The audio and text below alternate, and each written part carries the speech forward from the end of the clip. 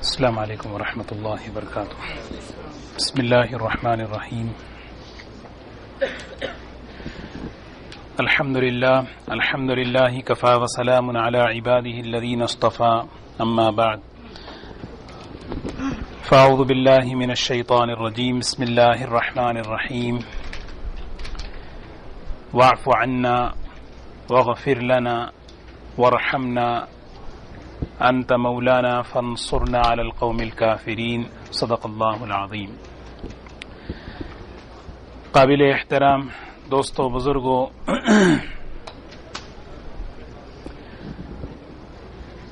اللہ تعالیٰ کی بارگاہ میں سچی طلب کے ساتھ اگر ہم ہاتھ اٹھائیں تو اللہ تبارک و تعالی ہماری دعاؤں کو ضرور قبول فرماتے ہیں. یہ رمضان کا مہینہ دعاؤں کا مہینہ ہے، اللہ سے مانگنے کا موسم ہے. سورہ بقرہ کی جو آیتیں آج پڑھی گئی، جس میں اللہ تبارک و تعالی نے رمضان اور روزوں کے مسائل کو بیان فرمایا، روزوں کے مسائل کو بیان کرتے ہوئے درمیان میں دعا کی آیت بیان فرمائی. وَإِذَا سَأَلَكَ عِبَادِي عَنِّي فَإِنِّي قَرِيبٌ. اور پھر اس آیت کے بعد پھر روزوں کے مسائل پھر شروع کر دیے. حضرات مفسرین فرماتے ہیں کہ روزوں کے مسائل کے درمیان میں دعا والی آیت اس بات کی طرف اشارہ کر رہے ہیں کہ یہ مہینہ دعاؤں کا مہینہ ہے. حدیث میں آتا ہے، رسول اللہ صلی اللہ علیہ وسلم فرماتے ہیں کہ روزے دار کی دعا افطار کے وقت اللہ ضرور قبول فرماتے ہیں. کوئی مسلمان ایمان کے ساتھ روزہ رکھے، صبح سے لے کر شام تک اور شام سے لے کر صبح تک اس کی ایک دعا ضرور قبول ہوتی ہے. تو دعاؤں کا مہینہ ہے، اللہ سے مانگنے کا مہینہ ہے. سورہ بقرہ کی آخری آیتوں میں دعائیں اللہ تعالی نے بیان فرمائی. مسلم شریف کی روایت ہے، اللہ کے رسول صلی اللہ علیہ وسلم نے ارشاد فرمایا، قرآن پاک میں ایک ایسی شاندار دعا ہے جس کے ہر جملے پر اللہ یہ اپنے بندوں سے فرماتے ہیں، اے میرے بندے میں نے قبول کیا. مسلم شریف کی روایت ہے کہ قرآن پاک میں ایک ایسی شاندار دعا ہے جس کے ہر جملے پر، وہ کون سی دعا ہے؟ وہ سورہ بقرہ کی آخری دعائیں ہیں. ربنا لا تؤاخذنا ان نسینا او اخطأنا. یہ جملہ جیسے ہی بندہ زبان سے نکالا، اللہ تعالیٰ فرماتے میں نے قبول کیا. پھر دوسرا جملہ کہا، کہتے میں نے قبول کیا. قرآنی دعائیں ہیں، دعاؤں کی تو اہمیت ہے ہی، لیکن اس میں جو قرآن پاک کی جو دعائیں ہیں وہ براہ راست اللہ کی طرف سے آسمان سے اتری ہیں. اس کے اندر جو معنی ہے، اس کے اندر جو جامعیت ہے، اس کے اندر جو مضمون ہمیں سکھایا گیا ہے، وہ ہماری کسی اور دعا میں نہیں ملتا. اسی لیے خاص طور پر اس مہینے کے اندر عصر سے لے کر مغرب تک آدھ گھنٹہ ہم دعاؤں کے لیے نکالنا چاہیے. اور دعاؤں میں بہترین دعاؤں کی کتاب ہے مناجات مقبول، جس میں قرآن کی دعائیں ہیں، حدیث پاک کی دعائیں ہیں.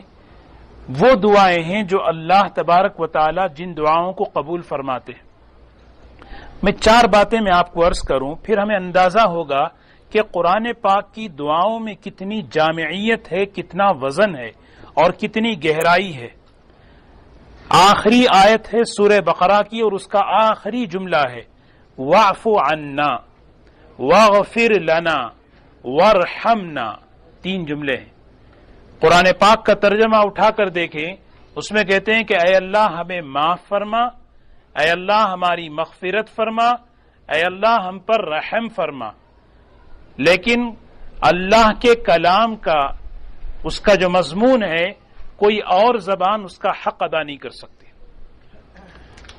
حضرات مفسرین نے ان جملوں کی گہرائی کو بتایا کہ ایک ایک جملے میں کتنی بڑی گہرائی ہے. واعف عنا. ہمارے ایک استاد تھے، یہ دعا جب پڑھتے تھے تو روتے تھے. تو ہمیں بعد میں پتا چلا کہ ان دعاؤں میں ہمیں تو کیا ہے، اے اللہ معاف فرما، مغفرت فرما، رحم فرما، یہ تو بڑے آسان جملے، لیکن اس میں کیا کہا جا رہا ہے؟ واعف عنا، فرمایا امحو آثار ذنوبنا، اے اللہ گناہوں کے نشانات کو اور گواہوں کو مٹا دے۔ جب انسان کوئی گناہ کرتا ہے تو اس کے گناہ اور نشان باقی رہ جاتے ہیں۔ سب سے پہلا گواہ زمین ہے۔ اللہ تعالیٰ قیامت میں زمین کو حکم دیتے ہیں یومئذ تحدث اخبارہا، زمین بول، آج بول، گواہی دے کہ اس حصے پر کون کیا گناہ کیا۔ انسان کے خود اعضاء ہیں، جس اعضاء سے انسان گناہ کرتا ہے کل کے دن یہ اعضاء قیامت میں اللہ کے سامنے گواہی دیں گے۔ انسان سمجھتا ہے کہ یہ اعضاء صرف حرکت کے لیے ہیں، اللہ نے اس کے اندر ایسی قدرت رکھی ہے کہ یہ اعضاء عمل بھی کر رہے ہیں اور ریکارڈنگ بھی کر رہے ہیں۔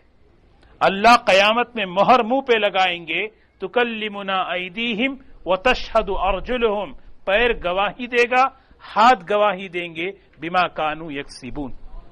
یہ نشانات ہیں انسان کے، گواہ ہیں۔ وَإِذَا الصُّحُفُ نُشِرَتْ، صحیفہ نام اعمال اس کا کھول دیا جائے گا، جس میں ہر چیز لا یغادر صغیرہ ولا کبیرہ، چھوٹا بڑا کوئی چیز چھوٹے گی نہیں۔ اور چوتھا گواہ ہے کرامن کاتبین یعلمون ما تفعلون، دو فرشتے۔ شیخ سعدی فرماتے نا کہ انسان بڑا عجیب ہے، پرائیویسی چاہتا ہے، حالانکہ مرنے سے لے کر پیدائش سے لے کر موت تک اللہ کی طرف سے دو فرشتے مقرر کر دیے گئے، کہاں سے اس کی پرائیویسی ہے؟ قیامت کے دن اللہ تبارک و تعالی کے سامنے یہ چار گواہ پیش ہوں گے، لیکن حدیث میں آتا ہے اذا تاب العبد، جب کوئی بندہ سچی توبہ کرتا ہے، توبہ کیسی ہو؟ سچی ہو۔ فرمایا اذا استغفر باللسان، زبان سے تو وہ توبہ کر رہا ہے، وَنِيَّتُهُ أَن يَعُودَ إِلَى الذَّنْبِ، لیکن دل میں یہ خیالات ہیں کہ رمضان کے بعد مجھے وہ گناہ کرنا ہے۔ زبان سے تو وہ نیت، زبان سے استغفار کر رہا ہے، لیکن وَنِيَّتُهُ أَن يَعُودَ إِلَى الذَّنْبِ، اس کا ارادہ، اس کی نیت، خیر ٹھیک ہے رمضان ہے، رمضان کے بعد پھر کریں گے۔ فَتَوْبَتُهُ تَوْبَةُ الْكَاذِبِينَ، یہ توبہ جھوٹے کی توبہ ہے۔ یہ آدمی اللہ کو دھوکہ دے رہا ہے، زبان سے تو استغفار کر رہا ہے، زبان سے تو اللہ سے معافی مانگ رہا ہے، لیکن اندر کیا ہے؟ اسی لیے سچی توبہ کا مطلب پچھلی زندگی پر آدمی ندامت کے ساتھ شرمندہ ہو کر اللہ سے معافی مانگے۔ جب اللہ سے سچی توبہ کرتا ہے، اللہ اس کے گناہ، اس کی توبہ کی وجہ سے اس کے تمام گواہوں اور نشانات کو اللہ تعالیٰ مٹا دیتے ہیں۔ علماء فرماتے ہیں، یہاں ایک سوال قائم کیا، اللہ خود مٹاتے ہیں یا فرشتوں کو حکم دیتے ہیں؟ فرمایا کہ فرشتوں کے ذریعے نہیں مٹاتے۔ اگر فرشتوں کو حکم دیں کہ تم یہ چیز مٹاؤ تو ہو سکتا ہے کہ فرشتے کل انسان سے کہیں ہم نے تمہارے فلاں فلاں گناہ مٹائے ہیں۔ اللہ کیسے کریم ہے کہ اللہ خود ہی اپنے قدرت سے ان گناہوں کو مٹاتے ہیں۔ کہتے ہیں واعف عنا، کیا مطلب ہے؟ جتنے گناہ ہم نے جس زمین پر کیے، جن اعضاء سے کیے، جو کچھ نشانات اور گواہ لکھ چکے ہیں، اللہ تبارک و تعالیٰ کہہ رہے اے اللہ ہمارے گناہوں کے ان آثار کو، ان گواہوں کو مٹا دیجئے۔ دعا کرتے ہوئے یہ مضمون ہمارے دل میں ہونا چاہیے۔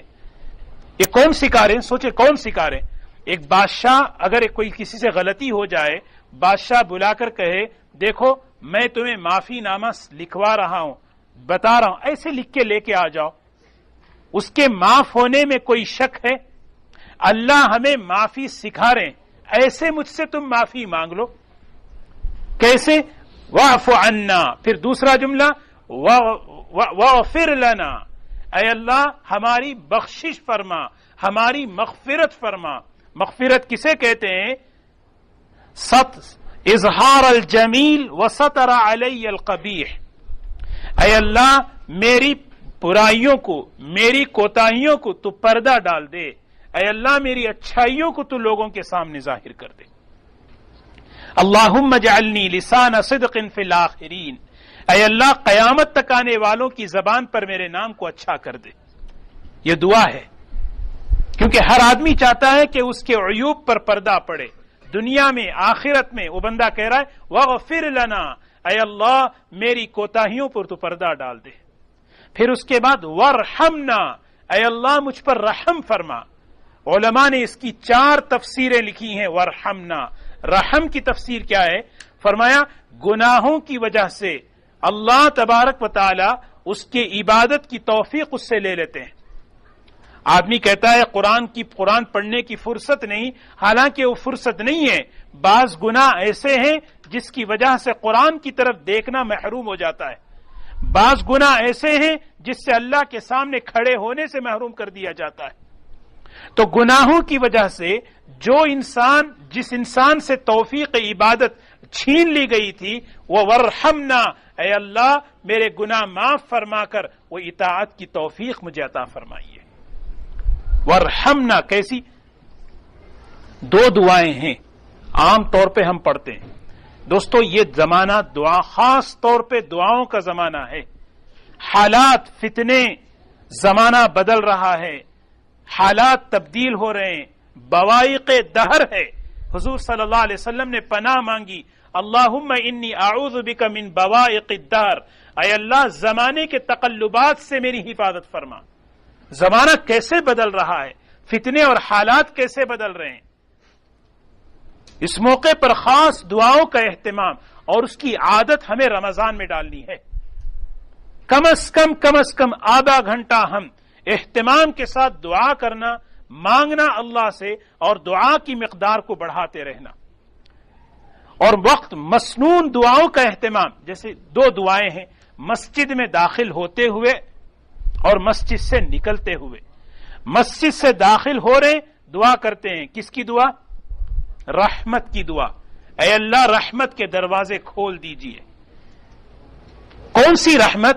علماء فرماتے ہیں یہ وہ رحمت ہے جو اللہ تعالیٰ نے حضور اکرم صلی اللہ علیہ وسلم کو معراج میں عطا فرمائی تھی. بندہ مسجد میں آتے ہوئے اللہ سے اس رحمت کا سوال کر رہا ہے. حضور اکرم صلی اللہ علیہ وسلم جب معراج میں پہنچے تو آپ نے 3 جملے فرمائے، التحیات للہ والصلوات والطیبات. یہ 3 جملے آپ نے، التحیات پڑھتے نہیں، کیا معنی ہے؟ التحیات للہ، زبان کی ساری عبادتیں صرف آپ کے لیے اللہ، یہ تحفہ ہے. سبحان اللہ، الحمدللہ، لا الہ الا اللہ، زبان سے جتنے بھی کلمے کس کے لیے ہیں؟ اللہ کے لیے. پھر دوسرا والصلوات، جسمانی ساری عبادتیں آپ کے لیے ہیں اللہ. والطیبات، مالی ساری عبادتیں، صدقہ ہے، زکوٰۃ ہے، خیرات ہے، ہدیہ ہے، جتنی مال سے میں نے عبادتیں کی وہ سب آپ کے لیے ہیں اللہ. یہ 3 نعمت، یہ 3 باتیں آپ نے اللہ کے دربار میں پیش کی، اور اس کے بدلے میں اللہ نے 3 انعامات آپ کو عطا فرمائے. سب سے پہلا انعام التحیات للہ، زبان کی ساری عبادتیں اللہ کے لیے. تو اس کے جواب میں فرمایا السلام علیک ایھا النبی ورحمۃ اللہ، السلام علیک، سلامتی ہو. پھر فرمایا کہ میری ساری جسمانی عبادتیں آپ کے لیے ہیں. اس کے جواب میں فرمایا ورحمۃ اللہ، اللہ کی رحمتیں آپ پر ہوں. یہ وہ رحمت ہے. جب انسان مالی عبادتیں اللہ کے لیے پیش کرتا ہے، اللہ کے راستے میں مال خرچ کرتا ہے، والطیبات، اس کے بارے میں اس کے بدلے میں کیا انعام ہے؟ وبرکاتہ، اللہ کی برکتیں ہیں. امام راغب اصفہانی رحمت اللہ علیہ برکت کی تعریف لکھتے ہیں. برکت کسے کہتے ہیں؟ فیوزات خیرات الہیہ، اللہ کی طرف سے خیر و برکت کی بھلائیوں کی بارشیں. جب انسان اللہ کے راستے میں مال خرچ کرتا ہے، اللہ اس پر خیر کی بھلائیوں کی بارشیں فرماتے ہیں. تو میں عرض یہ کر رہا تھا کہ مسجد میں داخل ہو رہے ہیں، دعا کر رہے ہیں اللہم افتح لی ابواب رحمتک. کون سی رحمت ہے؟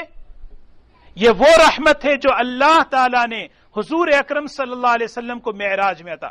اللہ کے رسول صلی اللہ علیہ وسلم نے اپنی امت کو اس رحمت سے استفادہ لینے کے لیے اس وقت کی دعا بتائی. تم نماز میں آ رہے ہو، نماز مومنوں کی معراج ہے، اس کا سب سے پہلا دروازہ وہ رحمت ہے. اسی لیے دوستو ہم خاص طور پہ مسنون دعاؤں کا اہتمام کریں، اور قرآن کی دعاؤں کا ورحمنا، گناہوں کی وجہ سے جو عبادات کی توفیق لے لی گئی تھی اللہ سے مانگ رہے. پھر اس کے بعد ورحمنا کی دوسری تفسیر، گناہوں کی وجہ سے سب سے پہلا حملہ انسان کے رزق پر ہوتا ہے. حدیث میں آتا ہے ان العبد لیحرم الرزق یصیبہ بذنبہ، بعض گناہ ایسے ہوتے ہیں آنے والے رزق سے انسان محروم کر دیا جاتا ہے.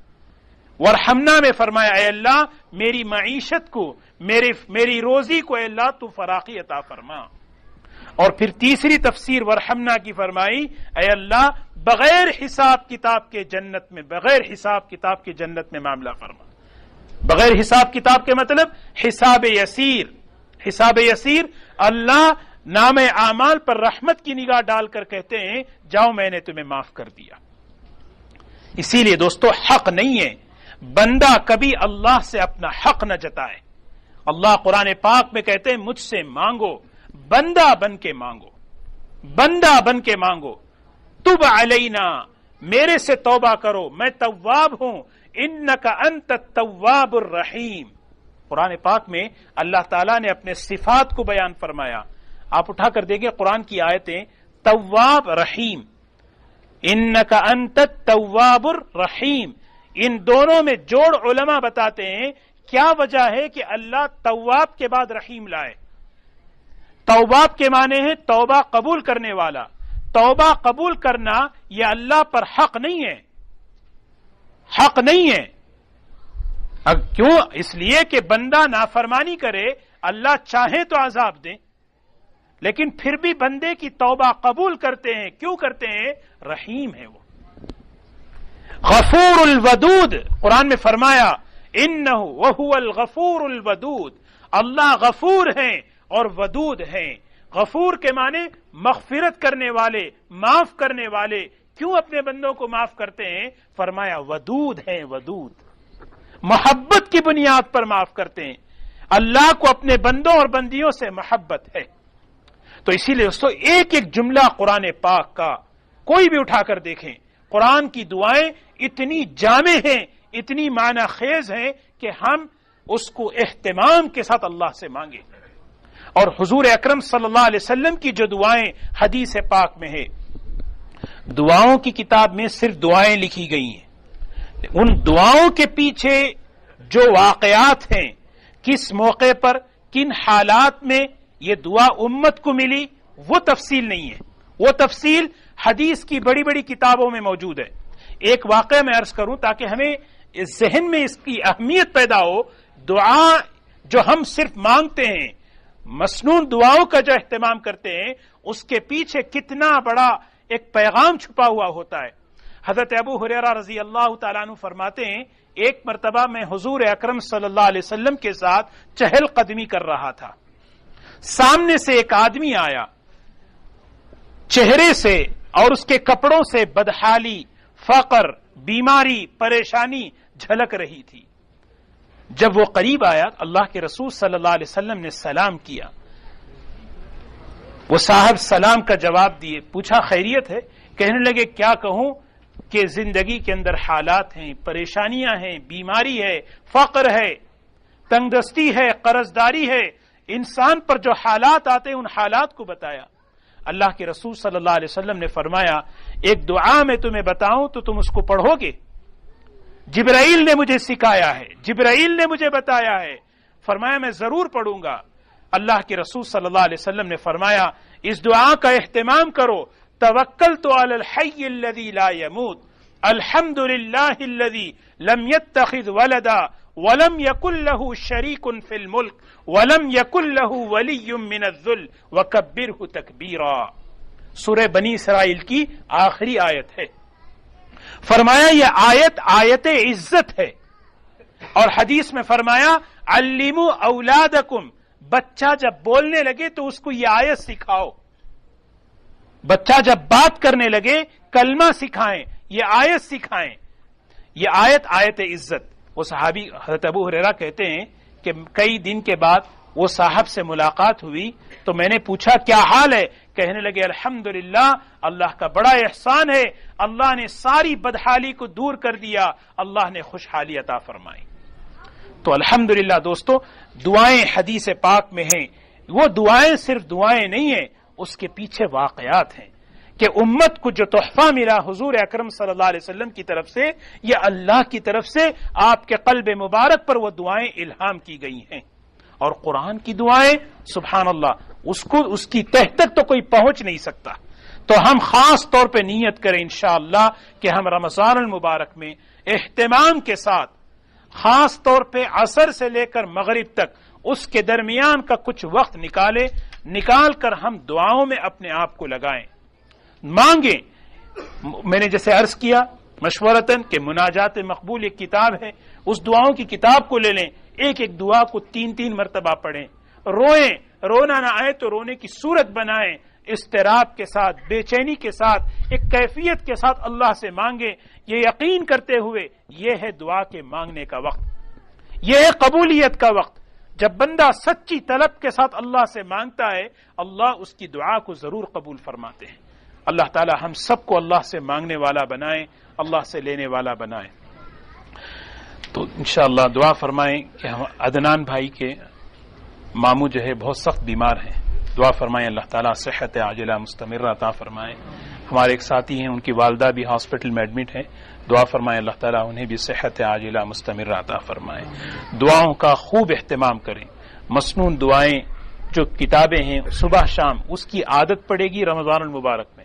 اب انشاءاللہ اگر ہم نیت کر لیں گے، حدیث میں آتا ہے اپنے کو حصار کرو دعاؤں کے ذریعے.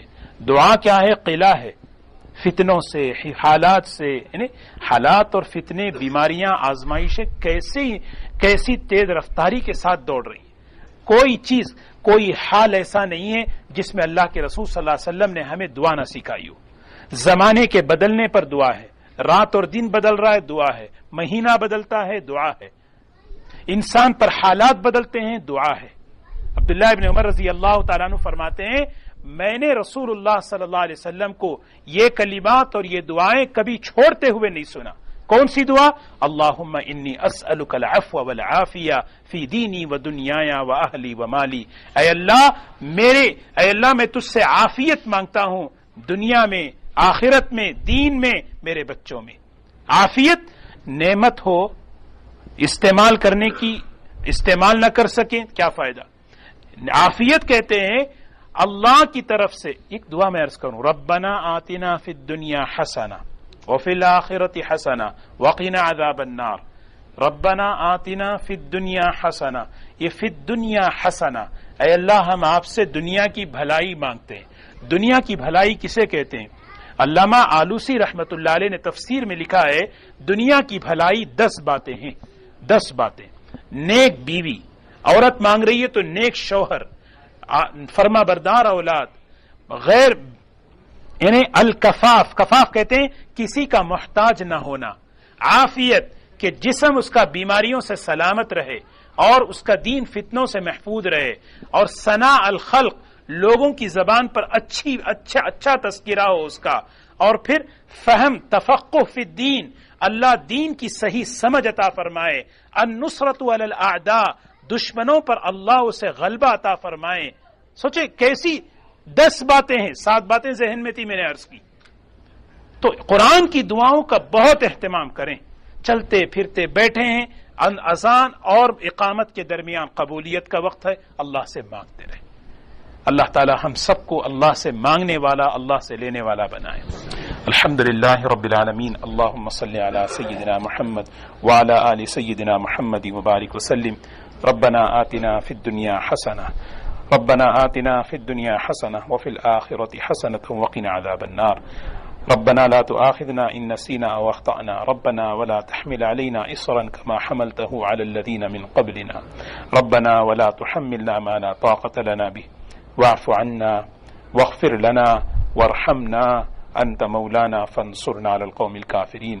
اے اللہ ہمیں تجھ سے مانگنے والا بنا دے، اے اللہ ہمیں تجھ سے لینے والا بنا دے، دعاؤں کی لذت ہمیں عطا فرما، دعاؤں کی قبولیت کا اے اللہ نعمت ہمیں عطا فرما، اے اللہ دعاؤں کا اہتمام کرنے والا بنا، اے اللہ ہماری دعاؤں میں قبولیت اپنے کرم سے عطا فرما، اپنے فضل سے عطا فرما، اے اللہ حضور اکرم صلی اللہ علیہ وسلم نے اے اللہ جتنی بھی خیر کی لین کی دعائیں فرمائی ہیں ہمارے حق میں، پوری امت کے حق میں اے اللہ وہ عطا فرما، جتنے شرور و آفات سے پناہ مانگی ہے ہمارے اور پوری امت کے حق میں اللہ اس سے حفاظت فرما، اے اللہ جو بیمار ہیں انہیں صحت عطا فرما، پریشان حالوں کی پریشانیوں کو دور فرما، ربنا تقبل منا انک انت السمیع العلیم وتب علینا انک انت التواب الرحیم برحمتک یا ارحم الراحمین۔